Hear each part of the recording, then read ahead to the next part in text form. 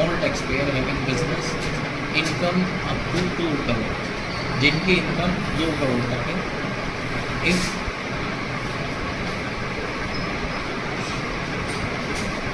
If the cash receipts during the financial year was 5% of total revenue, business having turnover up to 3 crore can opt for presenting scheme। ठीक है, तो यहाँ पर क्या है कि ये लोग इनकी इनकम 2 करोड़ तक है, तो 44 AD जो कर सकते हैं। 44 AD के अंतर्गत प्रेजेंटिंग टैक्सेशन स्कीम के अंतर्गत अपनी आइडिया फिल कर सकते हैं, है ना। अगर ये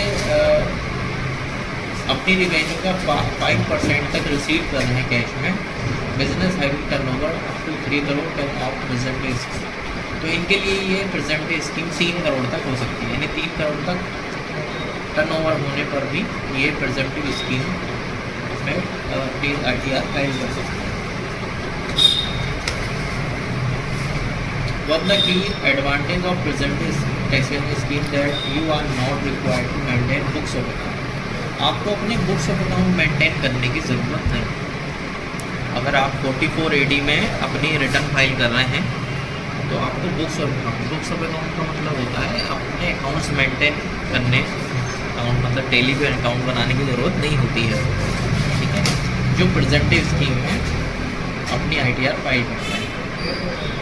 अब इसमें होता क्या है, section 44 AD allows tax payer to calculate profit as the percentage of their turnover 6% and 8% depending on the nature of receipts. तो ये क्या करते हैं, ये अपने टर्नओवर पर एक परसेंटेज के हिसाब से उसका प्रॉफिट निकाल लेंगे, या उसकी टोटल इनकम जो निकाल रहे थे हम, वो टोटल इनकम निकल के आ जाएगी। हमारे पास टर्नओवर है, अब टर्नओवर का या तो आप 6% निकालेंगे या फिर 8% निकालेंगे, ठीक है।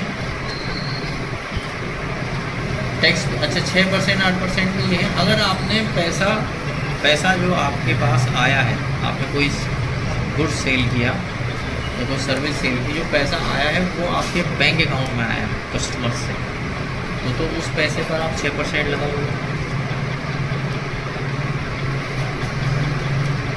और अगर आपके पास पैसा आया है 8%, सॉरी पैसा आया है आपके पास कैश में, तो उस पर लगाओगे आप 8%, है ना। बैंक में हाँ, tax payer engage in any business of laying, hiring and leasing referred to section 44 AD are not eligible to present the scheme under section 44 AD। यानी जो ट्रांसपोर्ट वाली सर्विसेज होती हैं वो 44 इसमें आती है, AE में, AD में नहीं आती। Tax payer who have professional income can opt for present scheme as referred 44 AD है। जो प्रोफेशनल है उनके लिए 44 AD है ना। तो इसमें कैलकुलेशन का सिस्टम अलग है, जैसे इसमें 44 AD में तो 6 और 8% लगा दिया, इनका अलग है। Who is eligible to opt for presented taxation scheme under section 44 AD, कौन ये जो है ऑप्ट कर सकता है, एनी इंडिविजुअल रेजिडेंट, है ना। जैसे हम लोगों को अपनी रिटर्न फाइल करनी है तो हमारा जो बिजनेस है हम 44 AD में उसे अपना कर सकते हैं। रेजिडेंट पार्टनरशिप फर्म वाला जो होता है, पार्टनर्स होते हैं, ठीक है, वो पार्टनरशिप फर्म वाले भी प्रेजेंटिव ये स्कीम के अंतर्गत अपनी इनकम टैक्स रिटर्न फाइल कर सकते हैं। Except for limited liability partnership firm LLP, जो LLP होती हैं वो इसमें नहीं आती है ना। रेजिडेंट हिंदू अनडिवाइडेड फैमिली, जो HUF है वो भी इसमें अपनी आइडिया फाइल कर सकते हैं। Can avail the benefit of scheme of प्रेजेंटिव taxation under section 44 AD provided annual turnover of gross receipts does not exceed the prescribed limit in the previous financial year, है ना।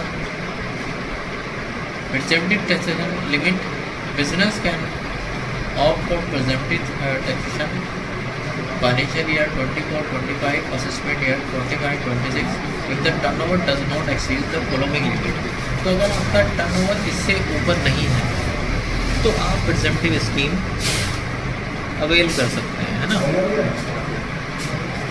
तो जैसे 44 AD है small businesses के लिए, When the cash receipts does not exceeds 5% of the total turnover of the financial year.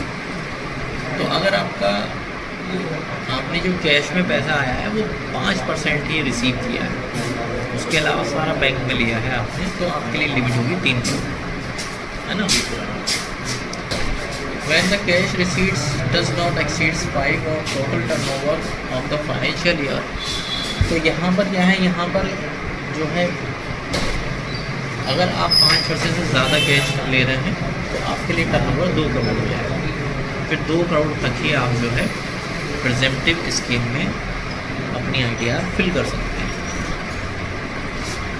तो section 44 ADA for professional like doctor, lawyers, engineers etcetera, जो इसमें आते हैं प्रोफेशनल में, उनके लिए सेक्शन चेंज हो जाता है, ठीक है। इनके लिए अगर इनकी रिसीट 5% तक है तो इनके लिए 75 लिमिट है, और कैश में अगर 5% से ज़्यादा रिसीव कर रहे हैं ये पैसा तो 50 लाख की लिमिट होगी, यानी 50 लाख तक के टर्नओवर पे ये इस स्कीम का बेनिफिट ले सकते हैं 44 ADA।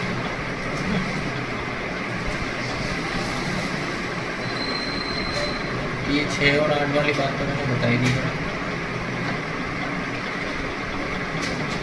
The benefit of presented scheme, you don't have to